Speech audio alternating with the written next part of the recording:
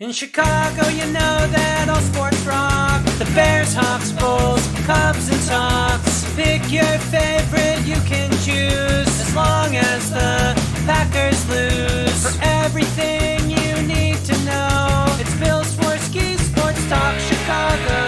Bill Swerski Sports Talk Chicago. Hey everybody, welcome to another edition of Bill Swerski Sports Talk Chicago. This is your host Alex and Sean. We're gonna jump right into things today. They're just not a lot of words. Alex, do you want to kick us off here? Yeah, first I want to say we're recording right now. We're starting at 3:11 p.m. Central Time. There's still 3 minutes left in the game, but there's some big news here. Colson Loveland just got his first target of the game with 3:06 left as you're getting humiliated like no other. And you know what I said just a few minutes ago? How many rock bottoms have we hit in the Ryan Poles era? Too many to count, right? And Don't and worry, he got an extension. he got an extension. He got an extension, and we just hit another low. I didn't think it was possible to hit another low. We just hit another low.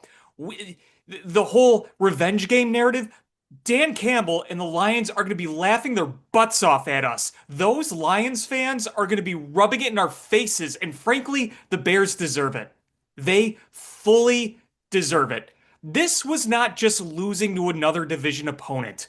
This was getting absolutely humiliated on every level.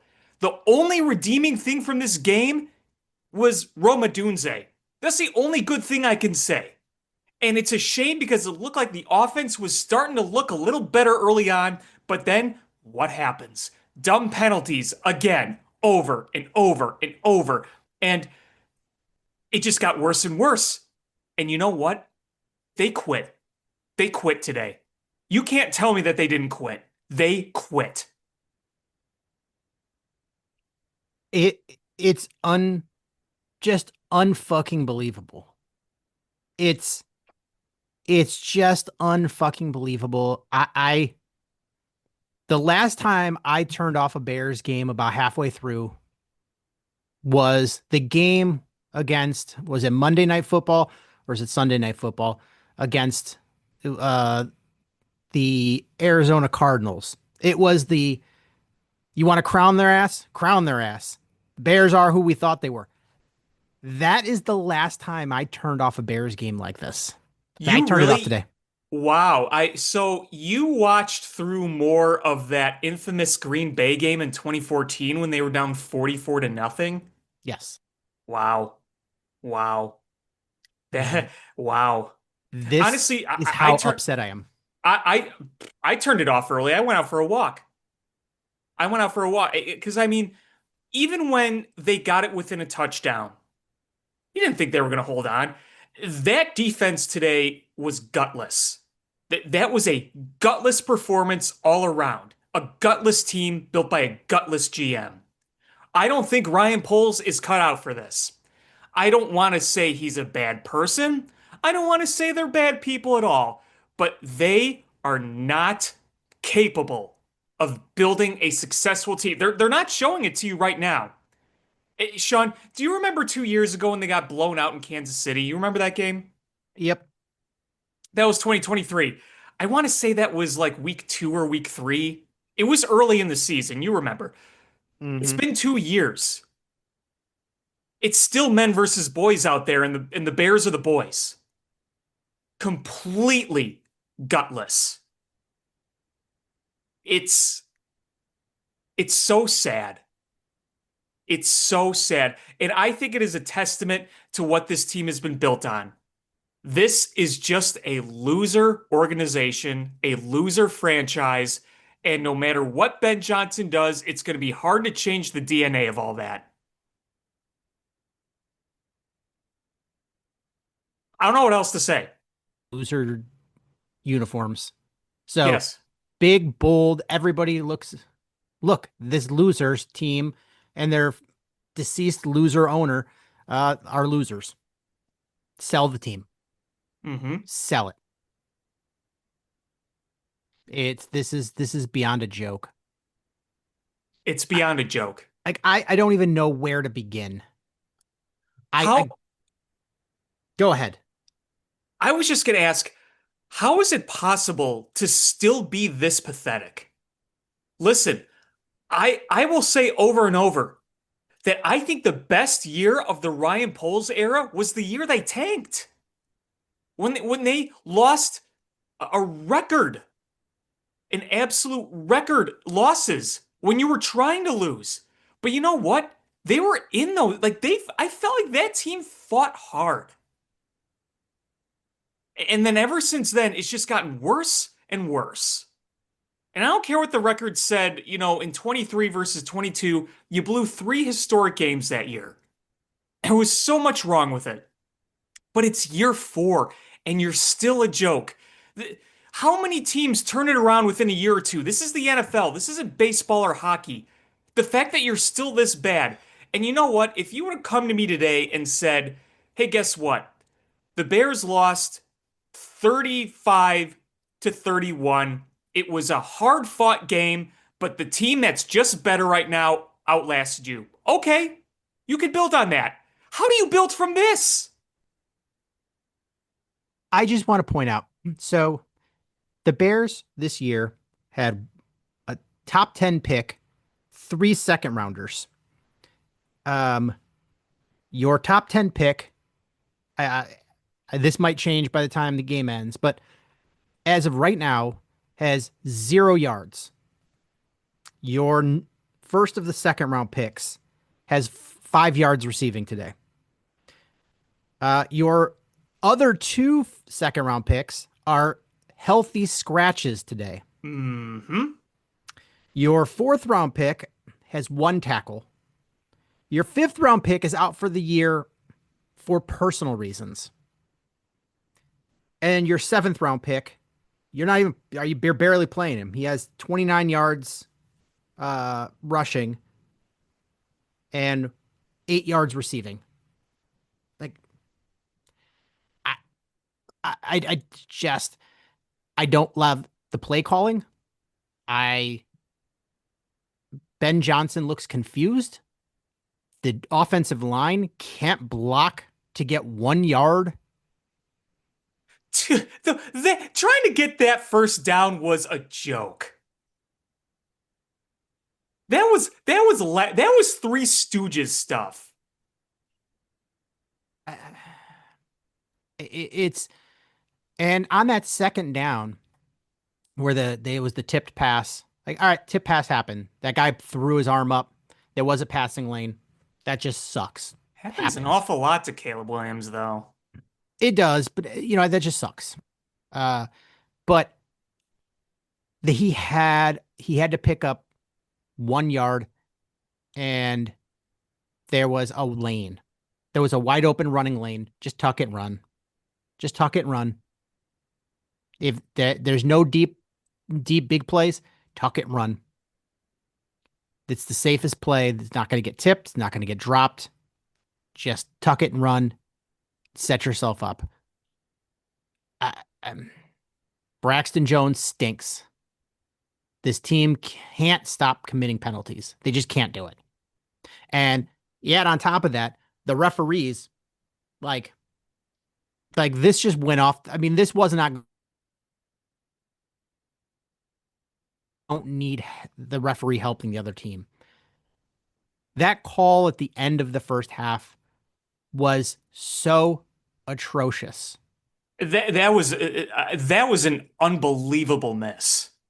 Because what you had is had that ended and the Lions not score points, come out after halftime, they could tie that up in one drive. Right. And it's a fresh ball game. And the Lions are clearly outplaying them, but the Bears for three plus quarters last week were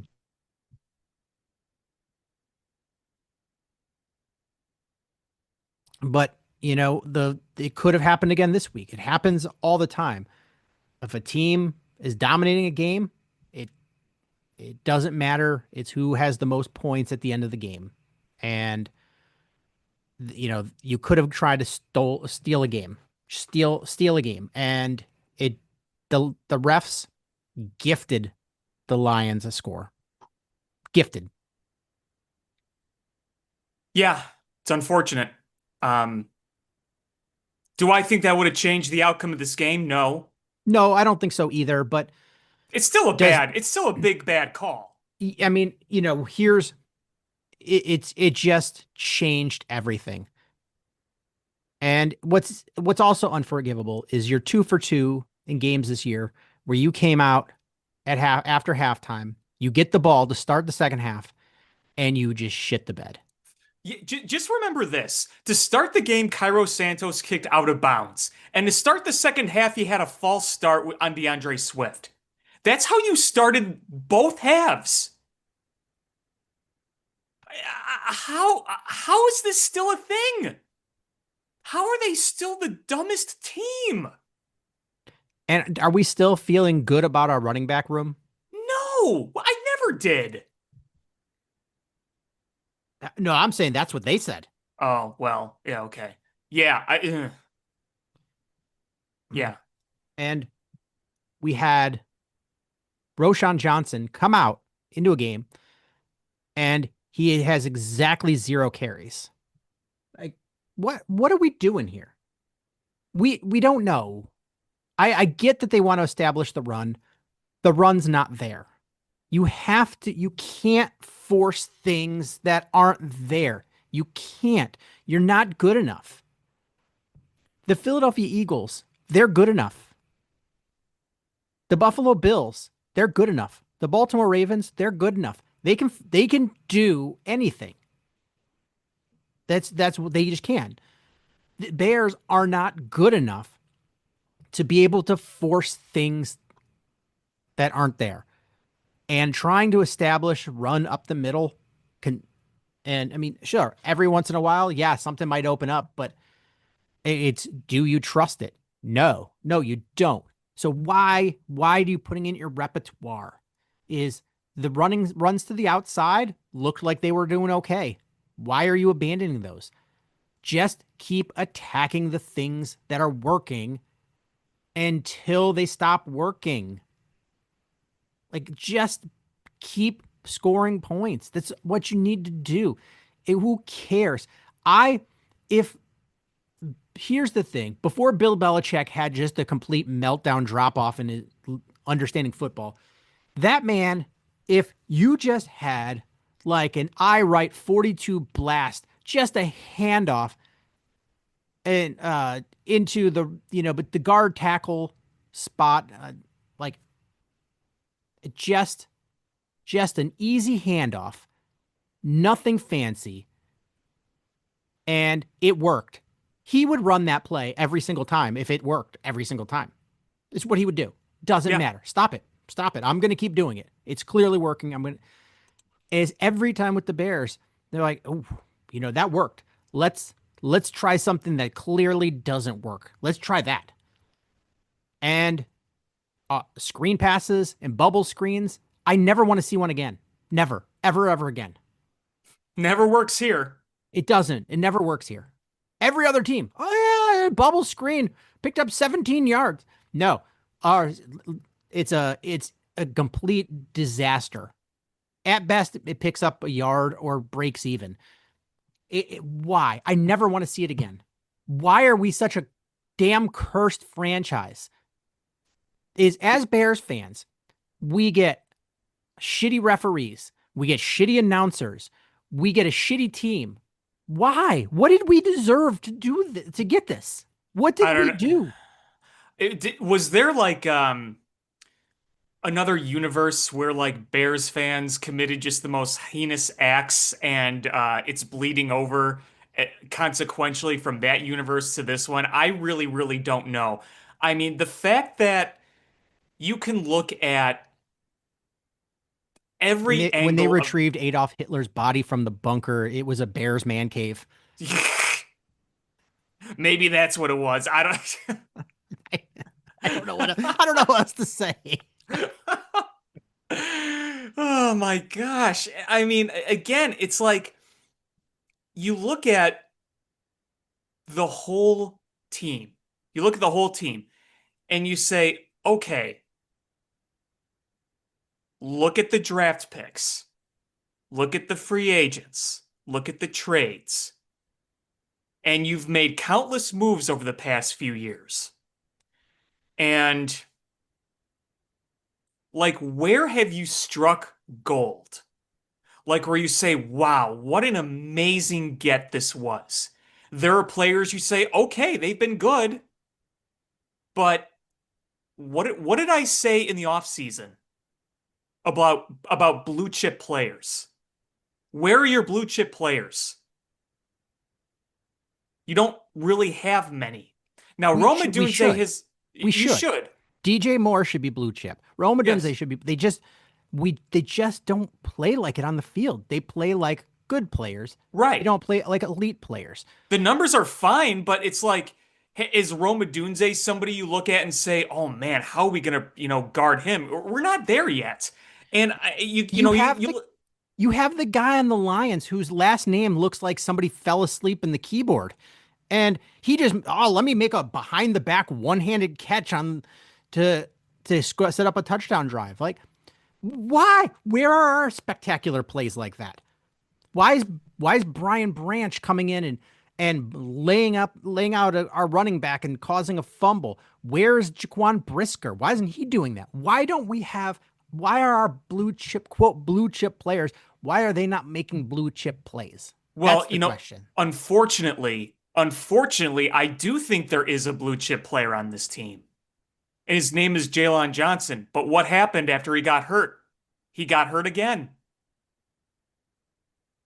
That pass breakup he made on Amon-Ra St. Brown, that Yeah. was a great play. It was a great play, and then immediately he gets hurt. Like you said, cursed. It's insane because Tyreek Stevenson had one of the worst games that I think we've seen him have.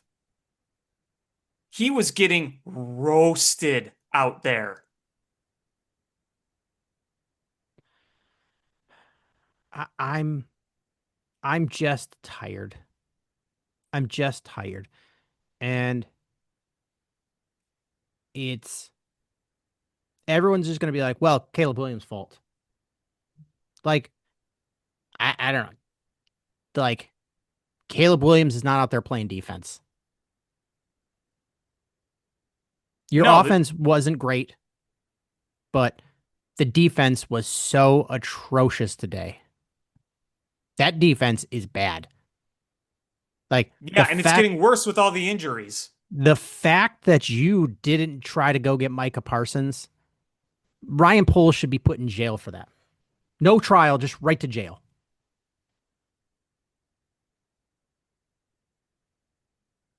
Yeah, I mean, where was Montez Sweat? Oh no, he had a sack, but it was wiped away by a penalty. I I, I just I don't know, man. I'm tired. I'm so tired. Like it's not even losing. It's not. It's just the embarrassing losses. Yes, it's It's like I just said earlier. If you would have had a good game, but you just lost to a better team barely, that's more acceptable than this.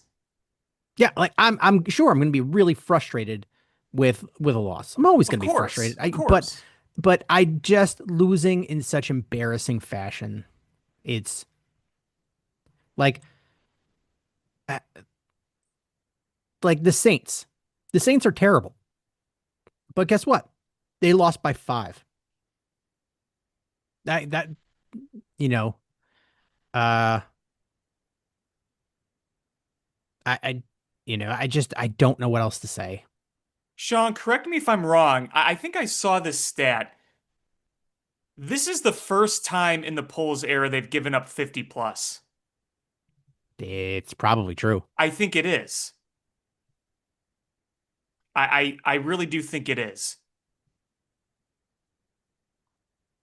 Like I said, you found another way to hit another low after you hired Ben Johnson as your coach. The discipline was supposed to be there. That it was supposed to be a cleaner game. It's not. I think Mike Vrabel, if the Bears would have hired him, would have murdered somebody by this point. Oh, probably. And he would have literally gone out on the field with a samurai sword and just started cutting people up, OJ style. Like, I it's it's just unreal how undisciplined they are. Joe Tooney's probably going, "What the hell was I doing? Why did I sign an extension with this team?" Yeah, probably is. I went from the Chiefs to this. I was going to Super Bowls and winning Super Bowls with the Patriots and the Chiefs, and now here I am, an absolute laughing stock. It's you quote unquote upgraded your defensive line, and they're just Swiss cheese. They can't get any pressure. They can't stop the run.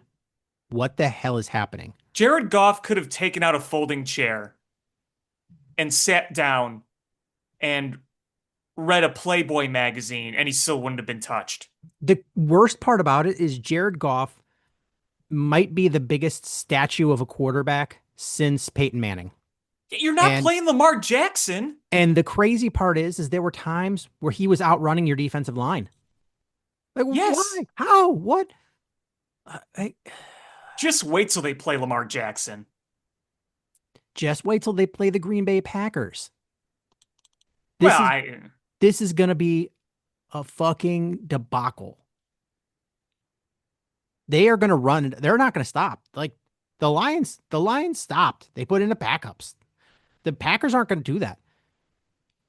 Matt LaFleur is probably still pissed about the comment that Ben Johnson made. yep, They are going to just like they are going to keep killing you after you're already dead.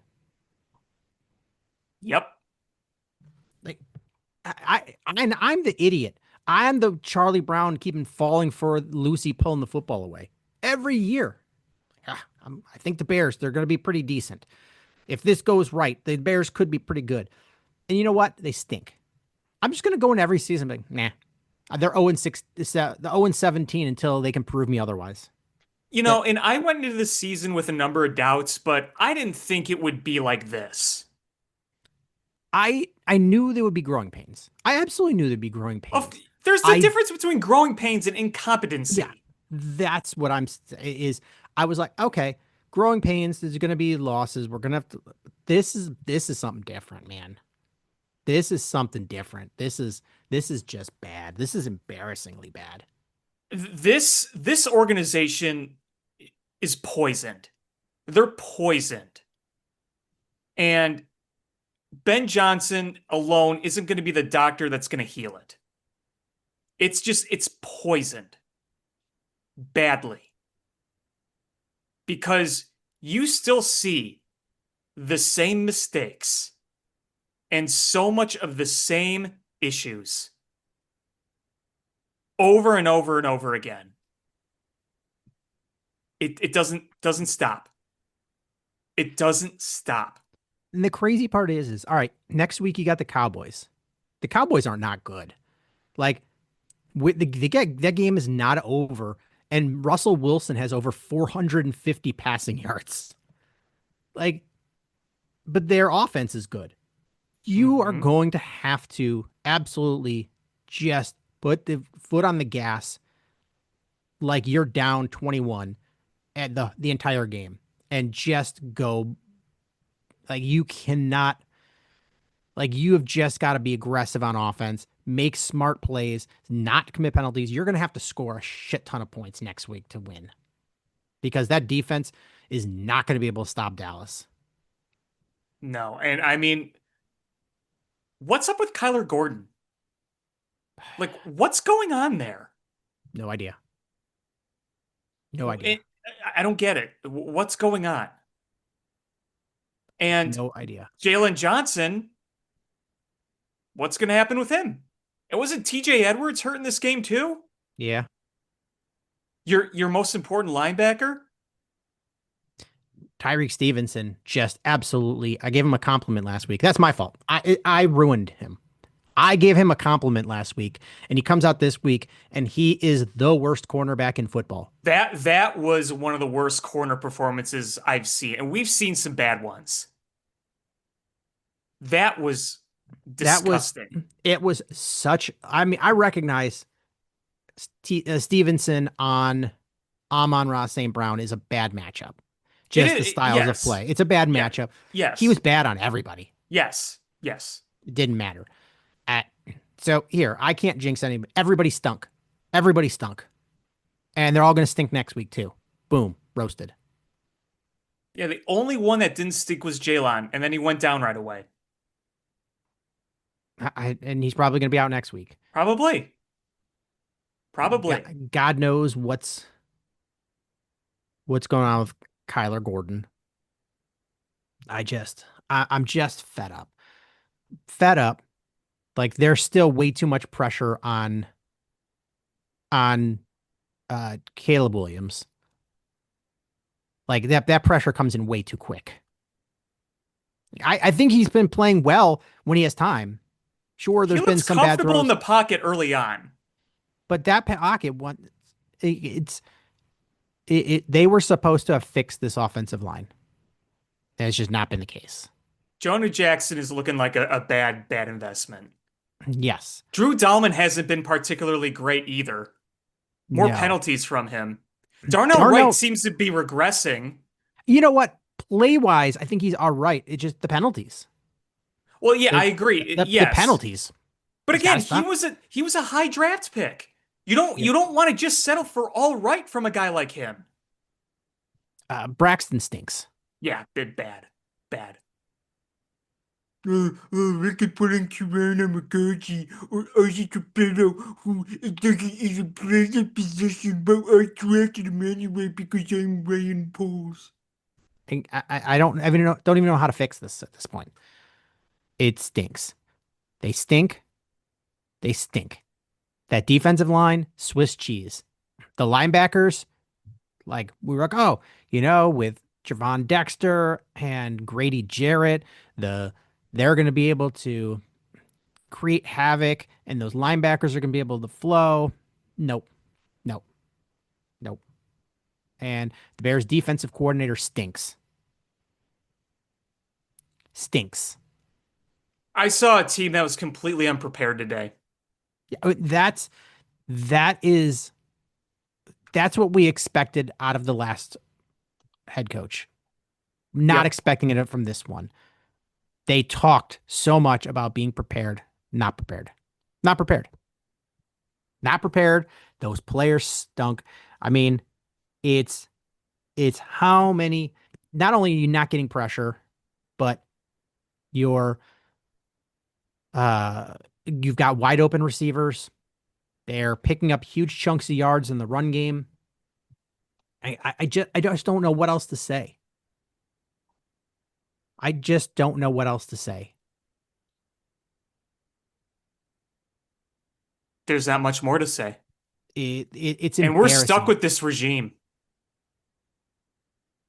We're stuck with it. Honestly, Ryan Poles should be fired tomorrow, in my opinion. But that's not going to happen. Not going to happen. And what good is it going to do? No, because it's what is having a new GM in the middle of the season going to do? No, it's not. This team is built. I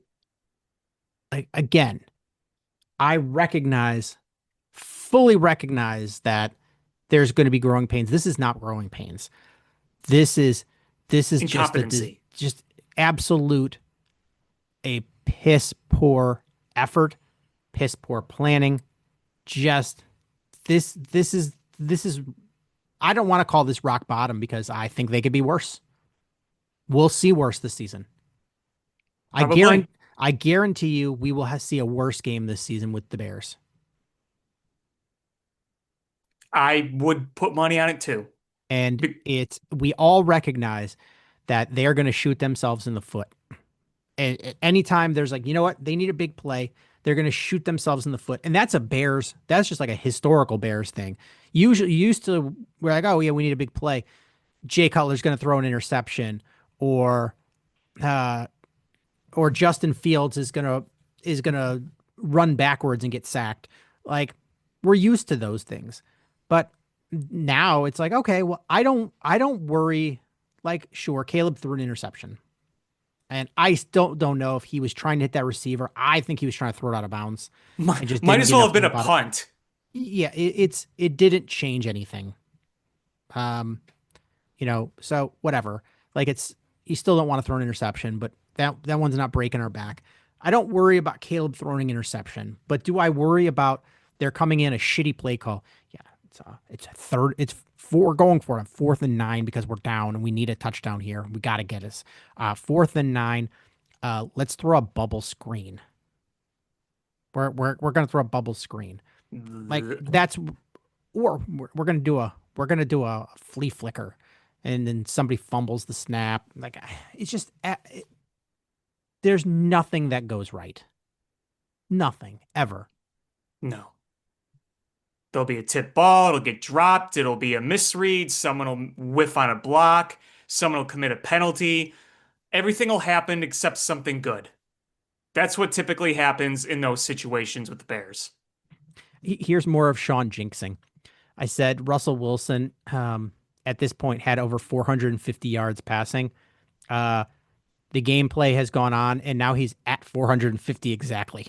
You have an ultimate power. I do. You know what? Is next week the Bears are going to lose. Yeah. Guarantee it. There's absolutely no way they can win next week. Attention, attention. Sean Hotman's power has just been revoked. So now everything he said is going to come true. There are no take backs here. Oh, great. You just lost us. Not that it wouldn't have anyway, but, and here's another thing I want to say too is when this team goes south, it says a lot when you can't dig yourself out. It says a lot that when you're up, you collapse, and when you're down, you can't dig out. Yeah. Because you had several opportunities early on in this game to quickly switch the narrative. You let up a touchdown, snap of a finger, first drive of the game. You respond with a really nice looking scripted drive early on. The run game actually, for the only time this year, looked good. Caleb looks comfortable in the pocket. He hits some tight windows. He hits Roma Dunze. Looks good. And then you have a chance to flip the script. You get the stop at midfield. And you say, okay, you get the ball back for a chance for the lead. And then you screw it all up. And then it all goes back down. And then here you are. You get within a touchdown. You get the second Roma Dunze touchdown. It's 21-14. You get a stop, and all of a sudden you go into halftime saying, hey, you know what? A lot of bad shit happened in that first half, but we're only down a score. Why don't we reverse what happened against the Vikings last week? And you didn't. I know the call was bad. But you still got eaten alive defensively. And they were probably going to get points the way they were moving the ball regardless. And then even so, you say, you know what? We get the ball back in the second half. We get within a score again. We get a stop. We're within a score. But no, you go 3 and out, and immediately, you immediately get a penalty. You can never, ever, ever flip the script in your favor. You could do it for the other team, but not in your favor, that's for sure. It's just so damn embarrassing. I don't know what else to say. How can you be this bad? How are you capable of being this bad?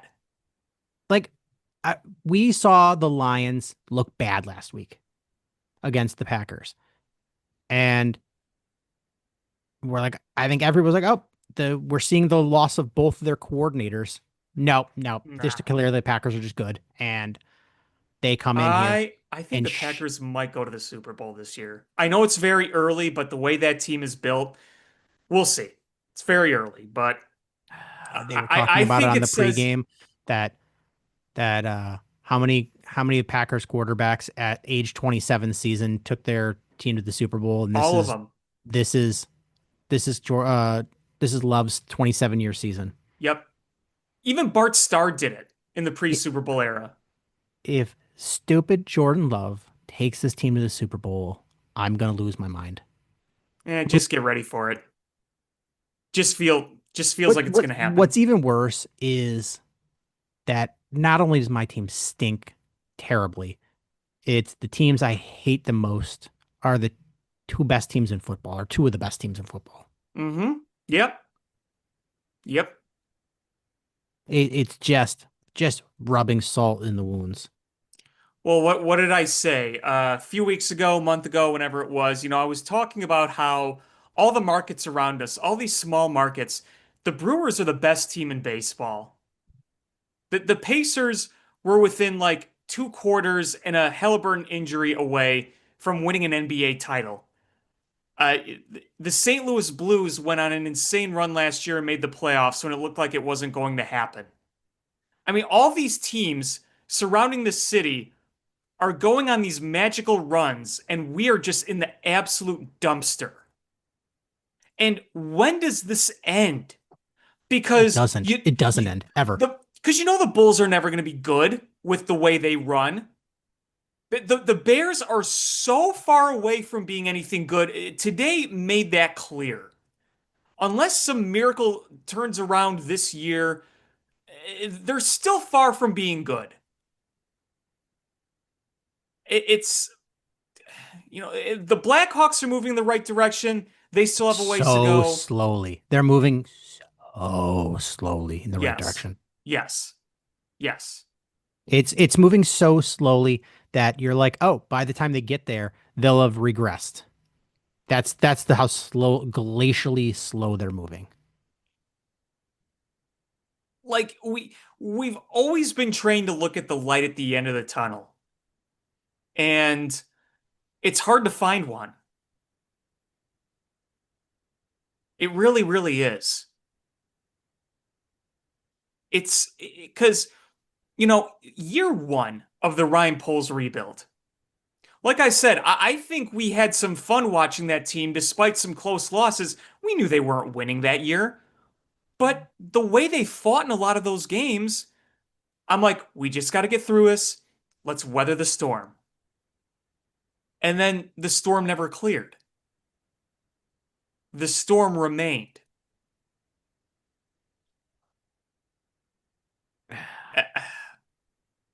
These are really dark times in this city's sports. And it has been. It has been for a couple of years. This whole the 2020s, since the turn of the decade, the pandemic, it's been so dark for everybody. It's disheartening. And you know what? Why should fans give any benefit of the doubt at this point? They don't deserve it. They don't. Especially not the Bears. Next week, like you said, we're playing the Cowboys. Who just got the win? Did they win on a field goal or did they win on a touchdown? They won on a field goal in overtime. Yeah, I mean, the way I see the Cowboys is that's not a great team, but you're not playing the Dolphins or, even the Giants. It's a winnable game, but are the Bears going to be up for it? Will they be able to do it? I don't know. I really don't know. We'll see. I just, how do you turn around from this and come back to win? Right now, it's hard to say. Like, I wanna go back and just revisit the Bears 2025 schedule. So they're now 0-2. They got Cowboys next week. The Cowboys offense is humming. Their defense stinks, but their offense is humming. I I don't see a victory there. You go to the Raiders. If this were home, all right, I'd feel better about it. But going to Las Vegas, probably a loss. Week 5, they will not lose. I guarantee it. They Is will that not lose. New Orleans? No, that's the bye week. Oh, never say never, man. Wait a minute. It's the bye, but the Bears are down 30-0. What? They're getting routed by the bye. The bye is beating the crap out of them. And Jalen Johnson got injured. You come out of the bye. You go to Washington to play the Commanders. I don't see a victory there. Week 7, it's the Saints. All right. That's probably That team's not good. that team is terrible. But then you followed up going to the Ravens. That's not a win. That is not a win at all. God, could you imagine what Lamar Jackson is going to do and Derrick Henry? Lamar Jackson and Derrick Henry are going, they don't need to pass a single time. Just those two alternating running, the Ravens would destroy the Bears. Week 9, I'm going to put an asterisk on this one, depending on how bad Joe Burrow is hurt. Yeah, we'll see about that. We'll If see. Joe Burrow is out, we got a chance. Joe Burrow's playing, nah, we lose this one. Yeah. Week 10, Giants. Where's that Possibility? at? In Chicago. Okay, that's It's a winnable one. maybe. Yeah, yeah. Week 11, going to Minnesota. Loss. Week 12, Steelers. 100% loss. Loss. That's 100% loss, even if it's Yeah. in Chicago. Yeah. Week 13, in Philadelphia. Loss. Week 14, at Packers. Loss. This could week 13, 14 be, remember the second season of Trestman era, the 2 back-to-back 50-point burgers? Mm-hmm. Could we see that this year, week 13 and 14? At Philadelphia, at Green Bay. Maybe, although maybe they'll call off their dogs. But could that be the scenario where just 2 back-to-back just absolutely massacres? Oh, sure. Yeah, yeah. Then the Browns, week 15. That's winnable. Yeah. They're bad. Then you followed up with week 16 against the Packers. Then last game of the season, or sorry, week 17, go to 49ers. That's probably a loss. And then week 18, the Lions. That's a loss. Unless the Lions aren't playing for anything. Fair enough. So what are we, a 4-win team? Right now, it's hard to see more than 4 or 5. We'll see what happens next week, but right now, it doesn't install a lot of confidence in me.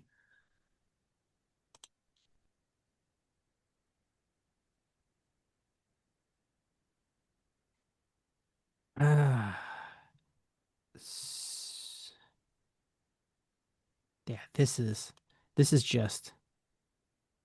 just in complete bullshit. It's just unreasonable to why? What did we do?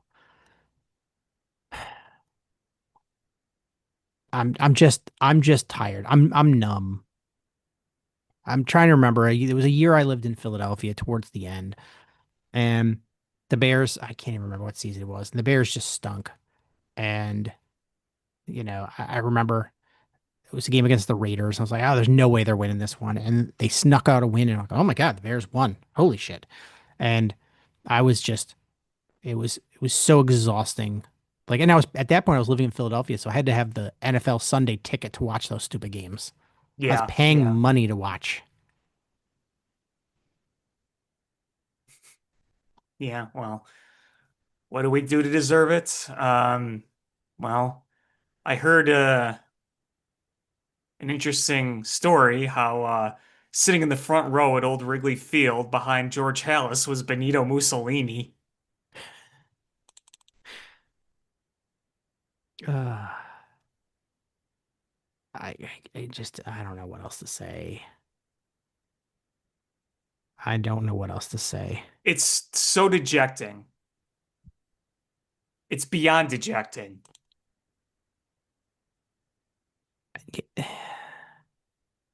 I don't even know what else to say. The I don't think the offensive play design is bad because wide receivers are getting open. They are, yes. They've actually Um, moved the ball better. yes. But the offensive line has not been better. The run game is just atrocious. The fact that they did not do anything to address the running back room. I know that they wanted to draft some running backs and it didn't work out. That sucks, but you know what? You've got to work in free agency then. If the if the draft does not work in your direction, um you've got to do something.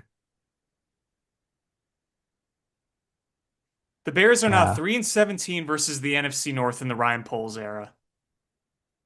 that should get you fired. Like think back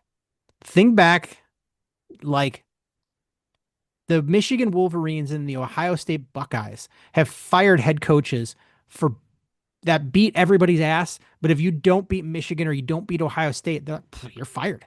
Oh, Yeah. your record is 192-10 against everybody that's not Michigan, and you're 0-2 against Michigan. Fired. Like Mm-hmm. zero leeway. You need to beat Michigan. You need to beat Ohio State. Like in this NFL, you need to win your division games. I don't care what your record is against the AFC if you're the Bears. Like, yeah, you want to win those games, but I'm not looking at that. If you are, what'd you say, 3-17? Uh-huh. You're 3-17 against your division. You should be they should slap you silly. Yeah. Like the punishment for every loss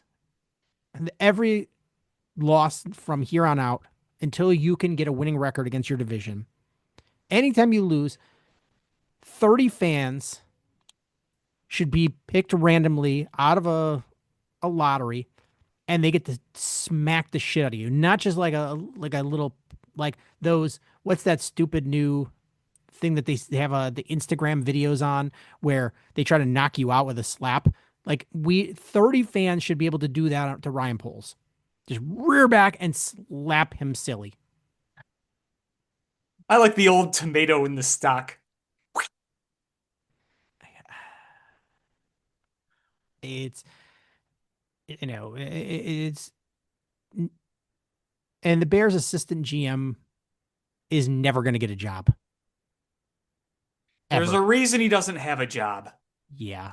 And I think teams are like that flirted with him are like, oh man, he stinks with the Bears. He's not going to be any better over here. And that dude, I know I was worried we were going to lose him. And now I'm just like, who cares? Fire them all. Said the same thing about Luke Getsy. Oh, if Luke Getsy's good, he might get hired as a head coach. Boy, we fired him, and then he got fired from the Raiders as Like their that. coordinator. Yeah, that dude stinks. That dude's going to be a school teacher soon enough. Like Two plus two is four. Two I plus mean, two is four. I mean, the Bears had an offensive coordinator that is now a high school teacher because he's so bad at football. Which one? Dick Duran, not Dick Duran. He was Dick. I think he was Dick Duran's offensive coordinator. Is it John Shoup? Is John Shoup a teacher, really? One of those in that era. One of those Bears offense coordinators, a teacher. I actually reached out to him at one point to see if he wanted to come on the show. He did not respond. So now I'm going to make fun of him because he didn't respond. What? Oh, Luke Getsy is back with the Packers. He's He a is. senior assistant. Okay. 2 plus 2 is 4. Have you ever seen that Barney clip from The Simpsons? No. Yet Maggie's watching Barney. He's just 2 plus 2 is 4. 2 plus 2 is 4. Uh, George loves Barney because he's big and purple. Uh, You walk into George's suite after that blowout. George, are you ready to go? You see on the TV, 2 plus 2 is 4. and 2 plus he's just 2 is 4. and he's holding two big giant purple crayons in each hand, like they're Wolverine's claws. They're just like between his fingers. He's like 2 plus 2 is 4. He's singing along with it. Oh, that is funny. Oh God. Gee, I don't know what else to say. I literally I don't know what else to say. This Dio Dengbo couldn't get pressure. Montez Sweat couldn't get pressure. The linebackers, just where were they? I was led to believe.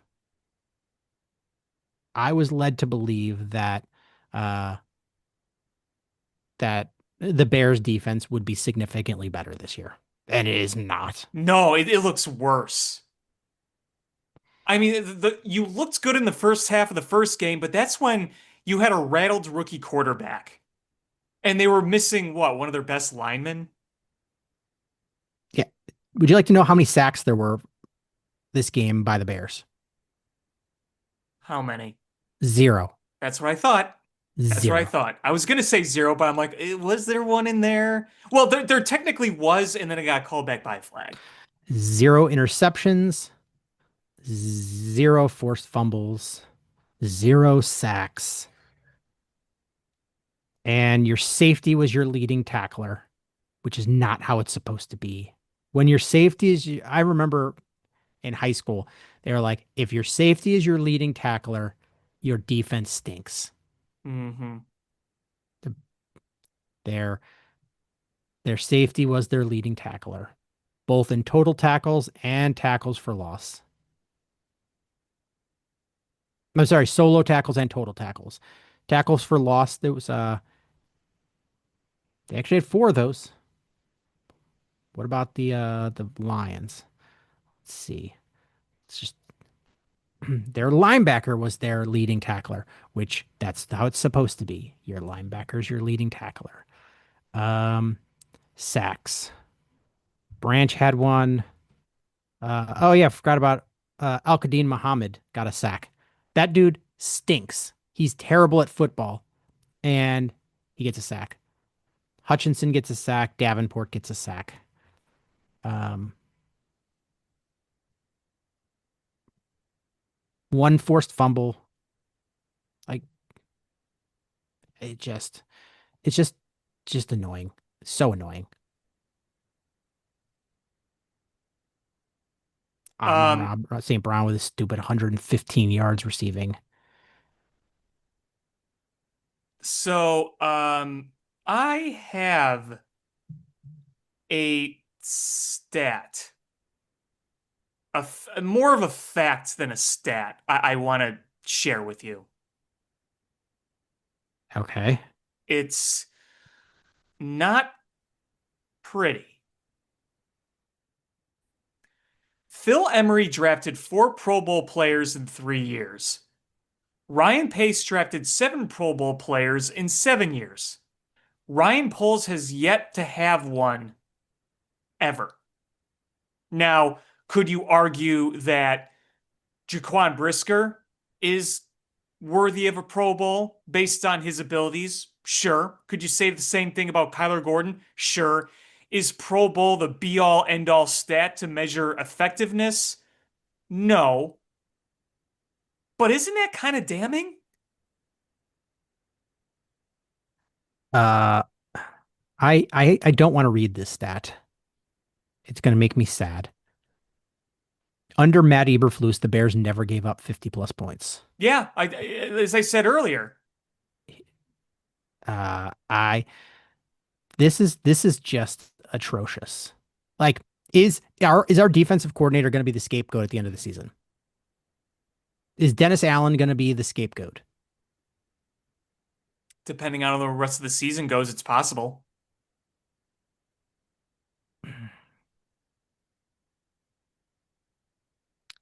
Just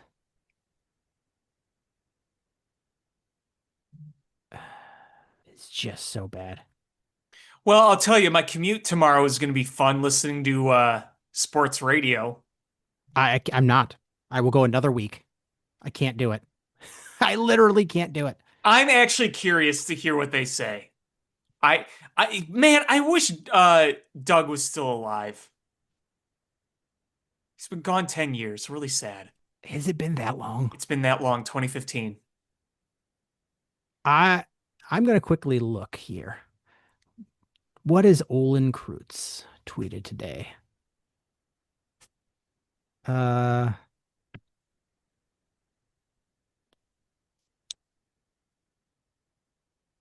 he's not very happy. He's just tweeting memes. Which goes to show that that's not good. Well, when Olin is tweeting memes, you know it's not good. Uh,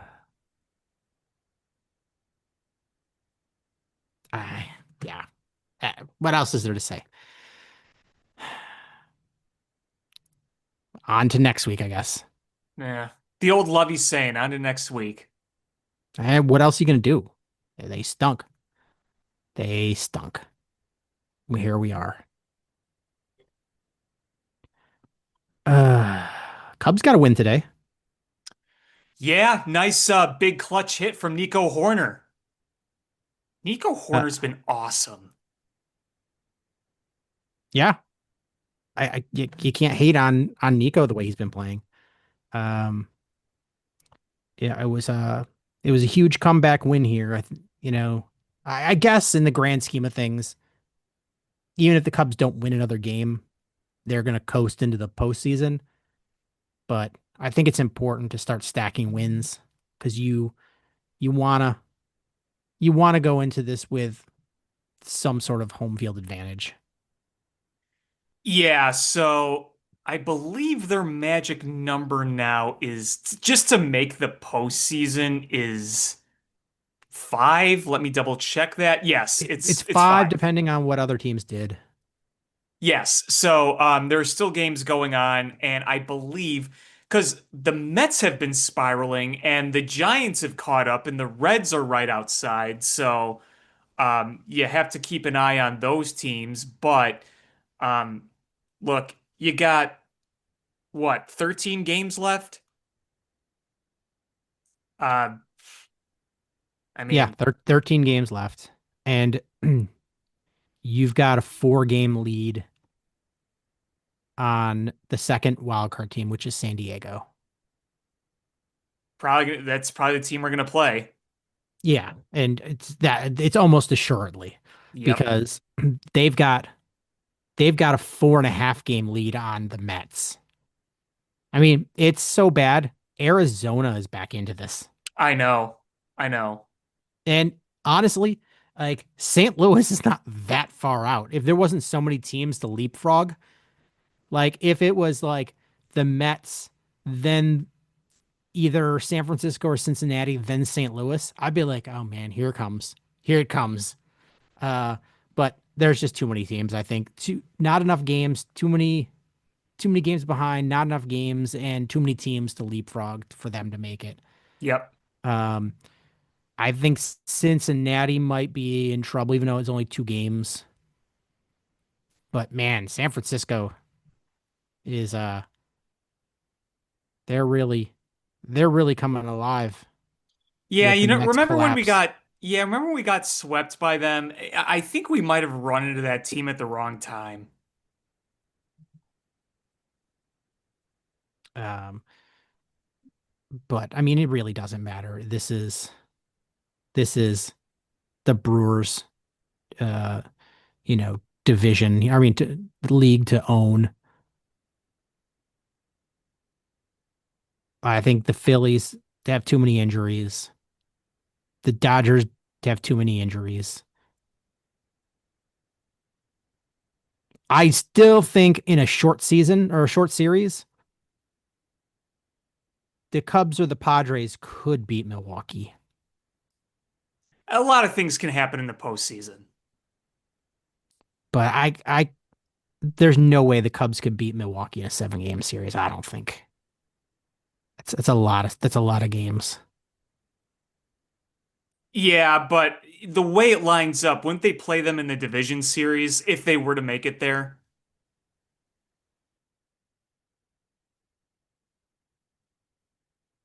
I believe that's how it would line up.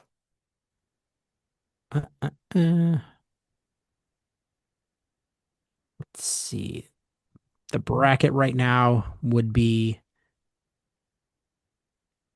yeah, the winner would play Milwaukee between the Padres and the Cubs. They would play Milwaukee. Yeah, so that's a 5 game series. Things weird things can happen in a 5 game series. They absolutely. But you got to get there. Right. Yeah, one at a time. Yep. I mean, you'll make the postseason. I mean, I'm just saying, is the way that these two teams are playing, wouldn't you almost rather play the Dodgers than the Padres at this point? Right now, yeah. But it's just like the playoffs, the Dodgers put on a switch. And then even if you could win both those series, like I think you have a just matchup wise, I think you have a better shot of beating Milwaukee than you do Philadelphia. Yeah. Brewers are a better Philly, team. yeah. No, you're right, but the way Philly can mash the baseball when you have a fly ball heavy pitching staff, yeah, it's tough. Yeah. So I mean, honestly, I think the Cubs are in the best spot that they could be not winning the division. Um, I think I think they've done pretty well against the Padres this year. It's just so tough. This is so tough. And the Padres really bulked up. You Yeah. know, you got Mason Miller. They got Ryan O'Hearn. They got that one first baseman. They've really bulked up since. Let's see what other teams are playing right now. Uh, Diamondbacks are probably going to beat the Twins. Um, Dodgers are beating the Giants. That's good. Reds are winning against the A's. That's not good. What are the Mets doing? Mets 1-10. That sucks.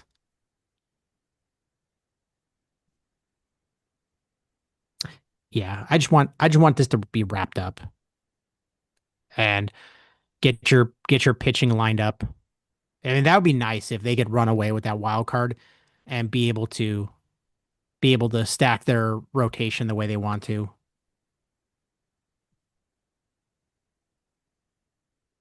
Yeah, I agree. Um, I think that would be huge. Uh, Man, the Padres are kicking the shit out of the Rockies right now. Well, yeah, it's Uh, the Rockies. the good thing is, oh man, I was about to say the good thing is we're playing the Pirates tomorrow, but it's Skeens. Oh, is that in Pittsburgh? Yes, in Pittsburgh, Cade Horton versus Paul Skeens. Hmm, fun matchup. It is a fun matchup. It's a fun matchup. Um, yeah. See what else with the Cubs. Owen Casey is on the 7-day DL with a concussion. Not good. Um, that's and Kevin Alcantara back up. Snip, snap, snip, snap, snip, snap. Is that the Michael Scott?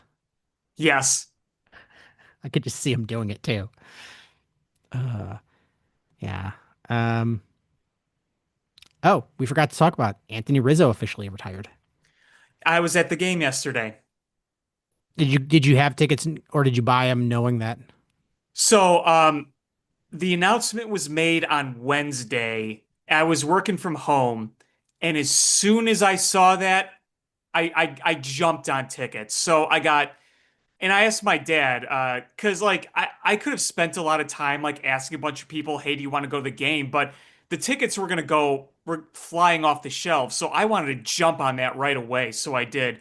So I got like two tickets for like 68 each, upper deck, lower reserve, which isn't bad, but within, I don't know, 10, 15, 20 half hour, the prices were skyrocketing because people were trying to buy those tickets up. But boy, I'm glad I jumped on them when I did. So I did. Everything was great, except it was such a frustrating loss. So I've seen two really brutal losses in 6 days.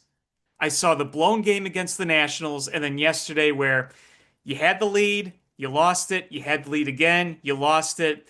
You had two on, nobody out in the bottom of the ninth, you couldn't score. But it was so awesome with seeing Anthony Rizzo out there in the bleachers with the fans, buying beers for people, creating a cup snake. Absolutely insane moment I'll never forget is watching Moises Ballesteros hit his first career homer right to him. Yep, that was How amazing. awesome was that? That was Harry up there helping that out. Yeah, no kidding. Uh, yeah, it's funny. I forgot that he was hadn't retired yet. Um, and I think he was hopeful that somebody would pick him up.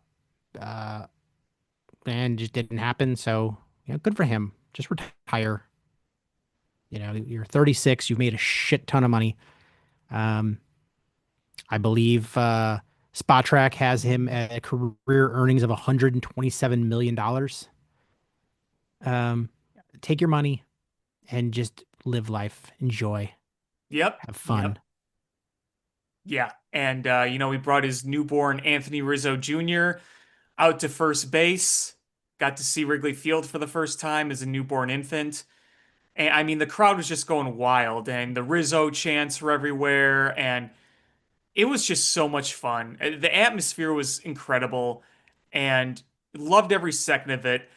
I will say, um, when they sang the stretch, it was him and Eddie Vedder, right?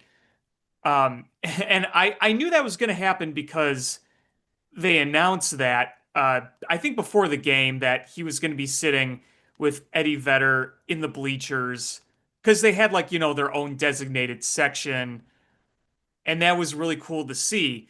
And they sang the stretch from like the bleachers, right?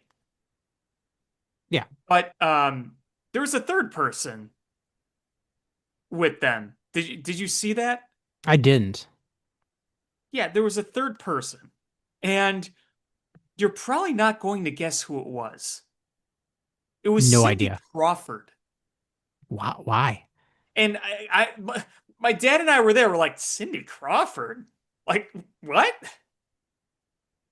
That was random. I don't know if like she was scheduled to sing the stretch and then like the Rizzo thing happened. So like, okay, you could just stay and sing the stretch with Anthony Rizzo. Either way, I thought it was just I'm like, okay, that's random.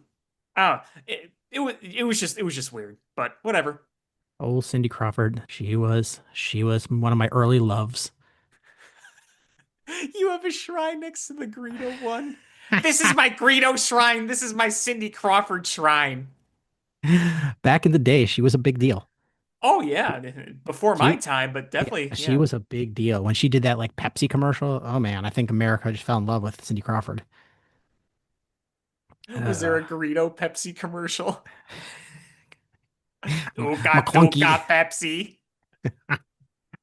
Ustuta tuta drink a Pepsi. Ustuta tuta. Everything is in Huddies except for Pepsi. There's no Huddy's word for Pepsi. Uh, yeah. So Cubs magic number is at like 5, pending what happens to the rest of the day. And so that's 13 games left. It's pretty safe to say that they'll win. Um, and it's pretty good odds that they're going to win that top wild card. And that 4 game swing in 13 games is uh that's a big swing. Very big. Very big. Not impossible, but it's it's pretty big. Let's That's see why you who got do to the stack these who do the, wins. I know you've got to beat Pittsburgh. Let's see what is so Padres get 3 in New York against the Mets, then 3 in Chicago against the White Sox, 3 at home against Milwaukee, and then 3 against Arizona at home. Um, and those are even the White Sox. That's not a tough time to be taking them on, especially in Chicago. Yeah. I might actually try to get tickets for one of those games. Oh, you should. You should get a milkshake. That's got to get one last milkshake in. Uh, yeah, what's the White Sox schedule for the rest of the year here? Um, I got to get in there and get a milkshake. They're so good. Let's see. White Sox schedule. Ooh, ooh. They got Baltimore is in town. Hmm. Then San Diego. And that's it. They're they've got after this week, they're done at home. And the last home game is next Sunday, and it's 1959 Comiskey Park Radio Giveaway Day. That might be the day to go. There you go. Like, sure, I'd miss the Bears game, but am I really missing Yeah, it? what are you missing? Am I missing it? You could be sipping your milkshake and getting all sorts of digestive issues while enjoying a nice day at the ballpark. Yeah. Saturday, second to last home game is halfway to St. Patrick Day. I don't know exactly what that entails. Means it's halfway to St. Patrick's Day. I mean, but it has an asterisk like it's something special, but maybe that's just I'm sure that, I mean, Irish South Side is a big thing. I'm sure they'll have some sort of giveaway. yeah. So Maybe they'll have green beer.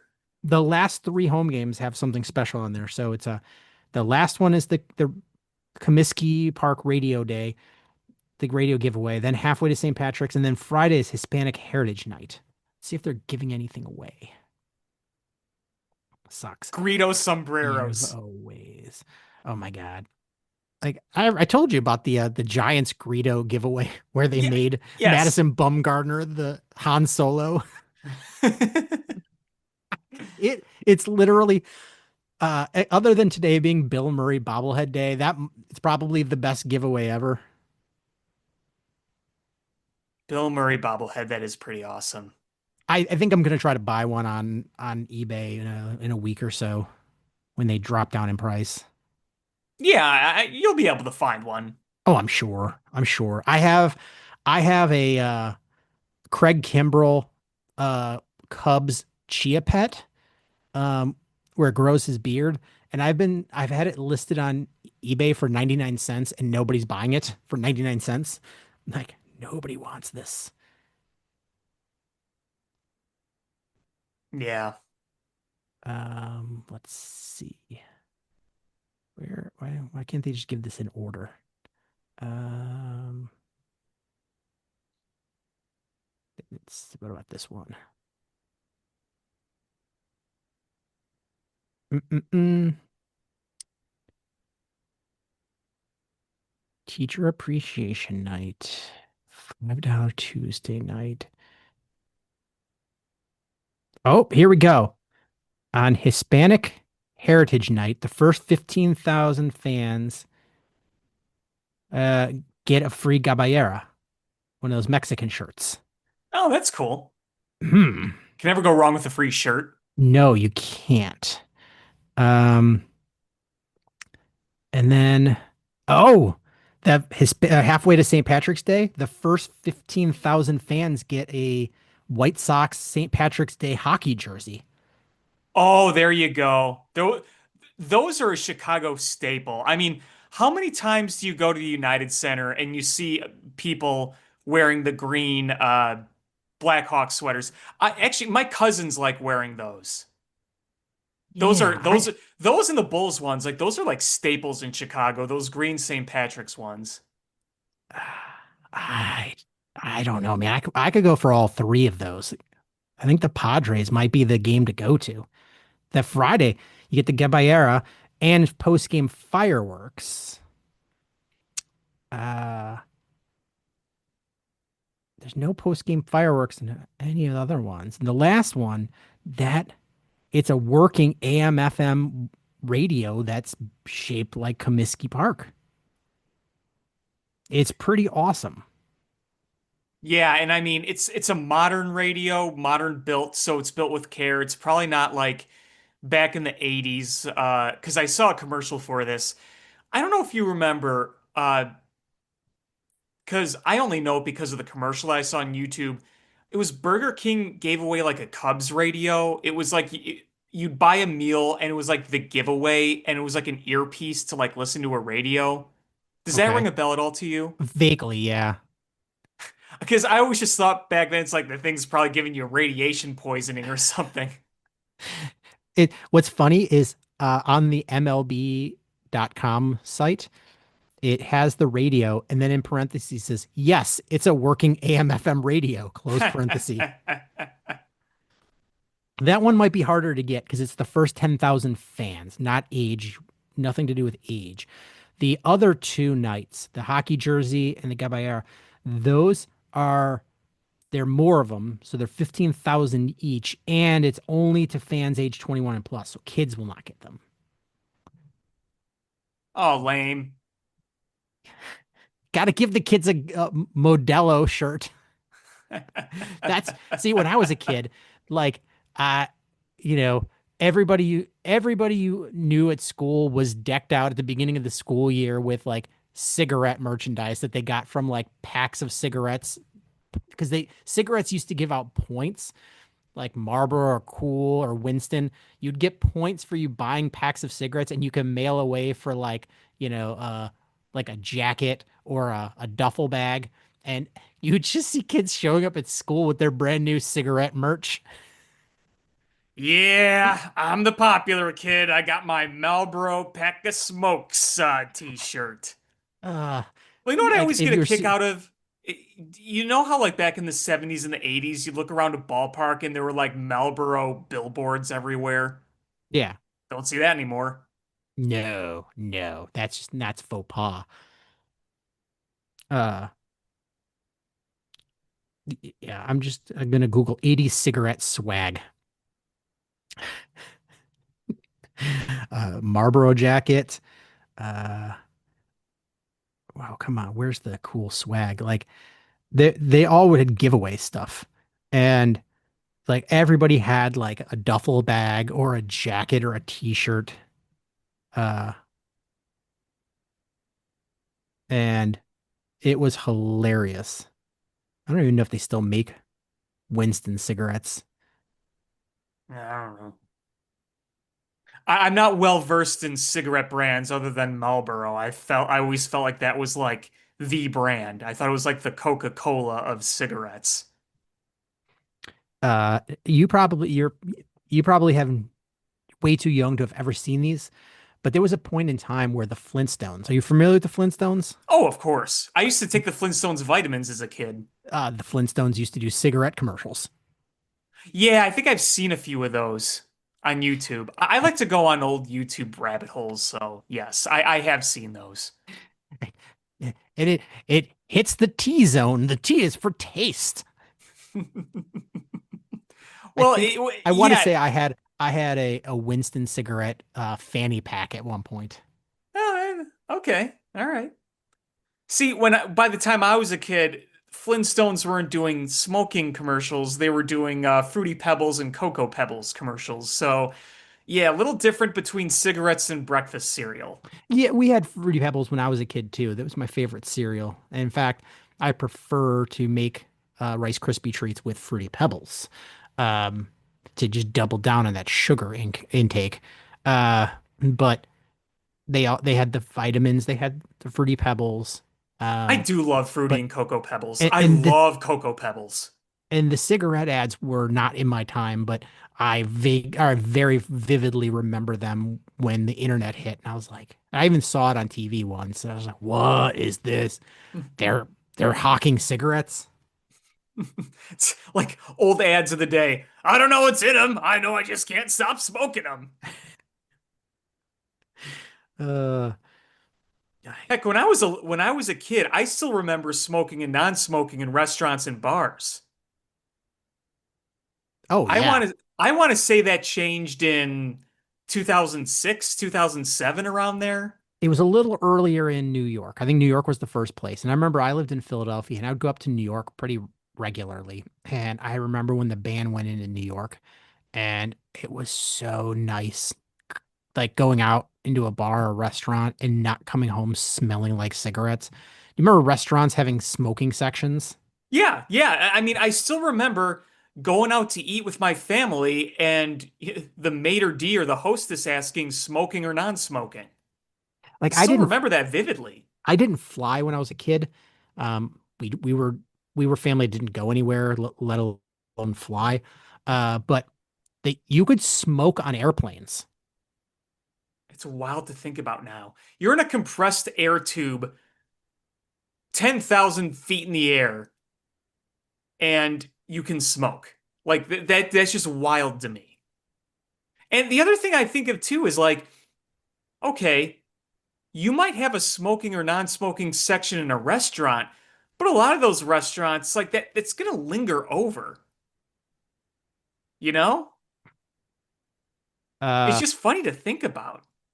do you want to know when smoking was fully banned on airplanes? Because apparently it was done in segments. First, it was with short domestic flights, then most domestic flights, then all flights. Do you know what year smoking was officially banned on airplanes? What year? 2000. So it was before 9/11. Okay. It it was in your lifetime. That's yeah, that's still crazy to think about. Don't get me wrong. Like that is mind-boggling. It is mind-boggling. You know what else is really interesting is, you know, you couldn't smoke inside a public place for almost 2 decades now, right? But like the local watering hole in the neighborhood I'm from, it's a place, I've liked to go to, you know, with friends and whatnot, and it's been around a long time. Actually, prominent Blackhawks go there. The Stanley Cup has been there before, right down the street. But after all these years, you still go in and you could still smell the cigarette aroma, even though no one smoked in there for a long time. Like that doesn't go away. Like it sticks in there. And I've So never smoked a cigarette. I don't want to smoke, but I don't always mind the smell of cigarette smoke. I just notice it. yeah, smoking was banned on flights that were shorter than 2 hours in 1988. And then in 1990, the ban was extended to all domestic flights except for the flight deck. So the pilots could smoke, but the passengers couldn't. And then 2000, all all flights to, from, or operating within the United States are smoke free.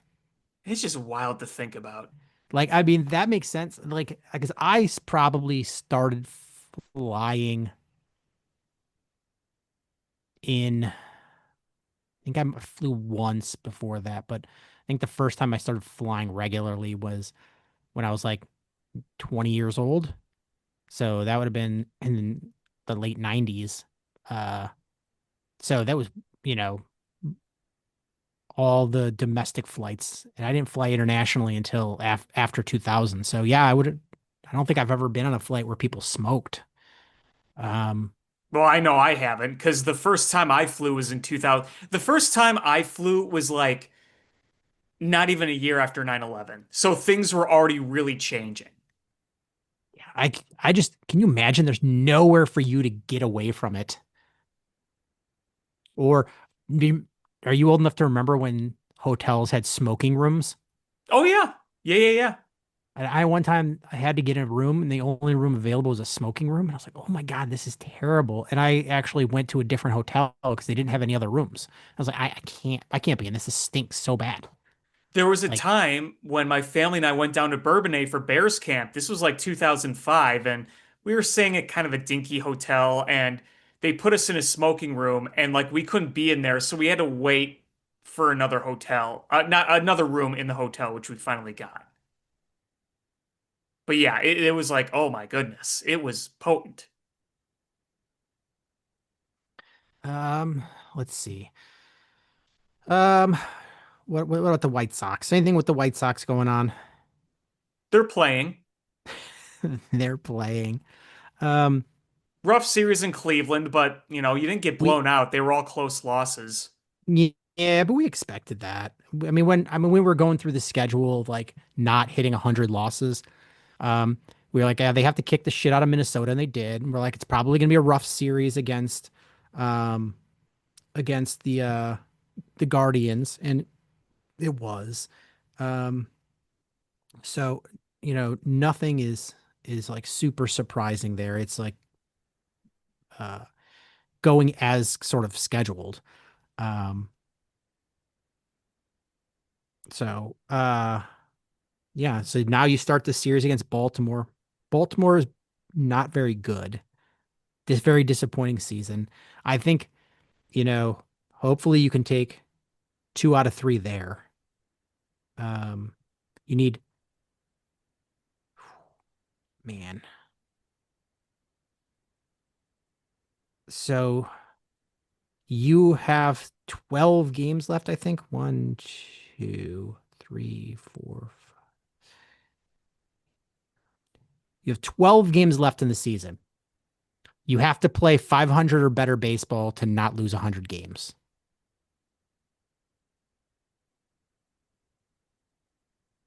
But Possible. you've the It's tough one is the possible. Yankee. The tough one is the Yankee series. The thing with Like, the Yankees, though, is on paper they match up bad. I know they kicked your ass at home, but they're a weird team. Like they can be very beatable at times. yeah, the White Sox always struggle against the Yankees. They do.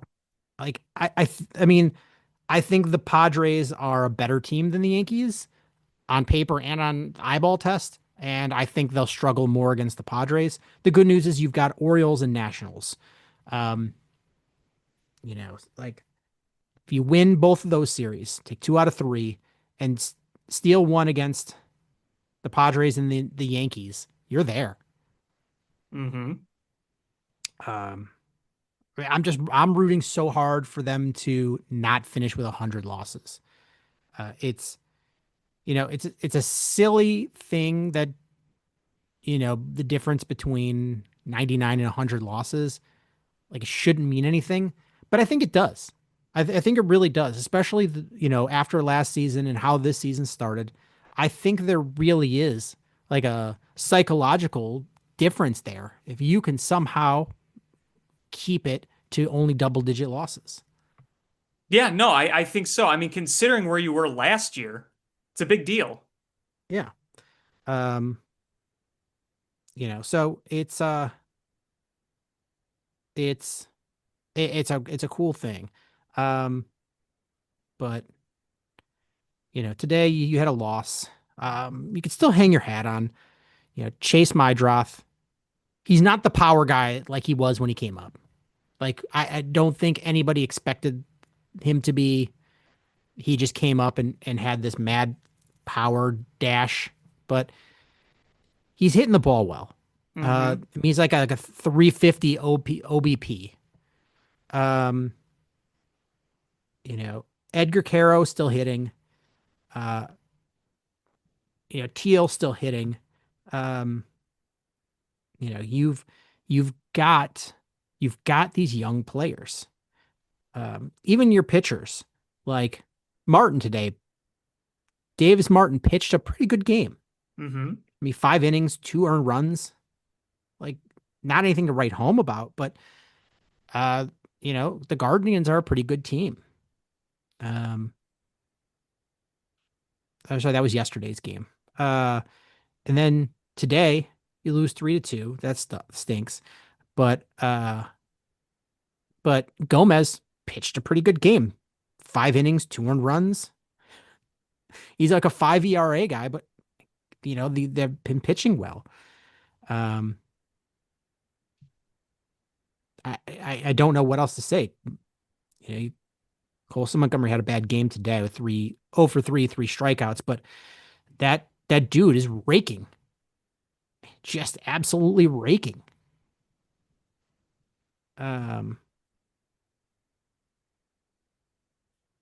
So either there's I know we keep rehashing the same thing, but this team really does have, I'm not going to say a bright future yet, but this is not a this future does not look dark. No, it doesn't. It There doesn't. is a real opportunity that's there. And I'm really praying that Ishbia's influence is going to allow them to free up some cash. Yep, absolutely. Um, because that's going to be a huge key. Like again, I don't think you need to just go out there and buy a team. And I think that messes up your chemistry, but man, just plug some holes. Plug some holes in there. Um, and it's nice, Sean Burke got sent down to Charlotte and he's been pitching well in Charlotte. Yeah, to work on a few things. Yeah, and he seems to be working on those things. Um, so you look at those pluses, um, and uh, I think didn't Lenine Sosa hit his 20th home run? Yeah, he's sneakily having all this power. Who would have thought? Yeah, who would have thought? We're like last year we'd been like, Lenine Sosa, oh, terrible, and hits 20 home runs here. Like we were wondering where all the power from the White Sox was going to be, and you get rid of one of the bats that had your most power, some of your most power, and then the other one's hurt, and you've got these guys that are sneakingly giving you power. And we were talking about just how bad the power production was in the first half. Oh yeah, it was terrible. Um, yeah, like home runs. Lenine Sosa's at 20. Benintendi's at 19. Colson Montgomery's at 18. He'll hit 20 by the end of the year. But then drops off significantly. Luis Robert at 14. He is not going to hit 15 this year. Is he out for the rest of the year? Because he's been hurt a while, I right? believe he is. Miguel Vargas is at 14. Talkman's at 8. Not surprising. Tied with Michael A. Taylor. Mm. Chase Mydroth's at 5. Edgar Carroll 5. Kyle Teal at 7. But yeah, I think here's a fun bet. The White Sox have 12 games left. Lenine Sosa's at 20 home runs. Colson Montgomery's at 18. Who finishes with more home runs at the end of the season? I'll even throw a Benintendi in there. He's at 19. Yeah. Yeah. I think Montgomery's gonna catch them both. Think so? It's possible. I think so. Yeah, it's I think possible. he's gonna catch both. I mean, it'd be awesome if he hit 20, like they had 3 guys that hit 20 home runs. That would be a huge step from where they were.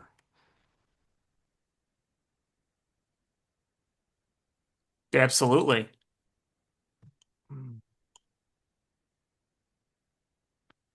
Is there anything else we wanted to talk about? No, I think I've said my piece. Let me just quickly scan here. Anything we're missing? Um, nope. Nope. I'm sure this week we'll hear a lot more. Oh, we will. Oh, it's Spencer Knight, 3-year extension. Oh, good call. Good call. Yeah. Uh, And they beat the Blues in the prospect game in overtime. Ollie Moore scored the OT winner.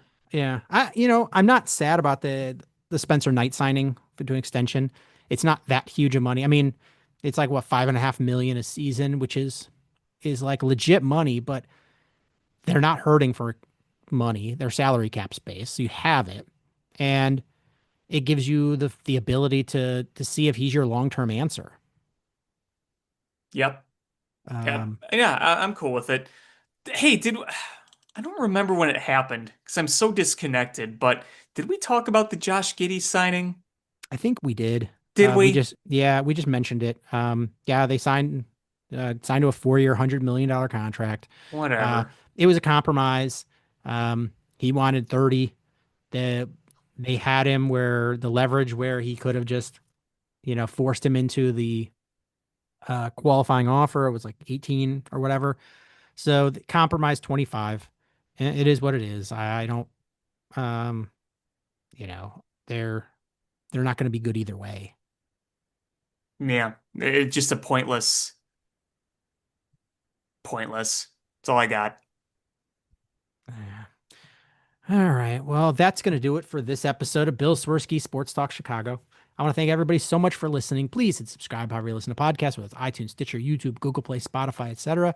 Share this podcast with your friends. Help grow the show. Follow us on social media at Swerski Sports, Facebook.com/Swerski Sports, SwerskiSports.com, or Swerski_sports_podcast on Instagram, or ShyFanPat2 for Alex on Twitter/X, or AlexanderJPatCreative.com for all the cool stuff that Alex does. And again, thank you so much for listening. And until next time, bear down. Cubs win! What a lucky break! The good Lord wants the Cubs to win! We thank Ditka and God for all they have provided. Cubs win! Cubs win! Cubs win! Oh, I don't want her. You can have her. She's a Packer fan. She can't fit in my van. And she looks like number New Yorkers. Smoking crack is not legal on planes. Bears 31 to -7. The Bears. Oh, when the Bears go bearing down.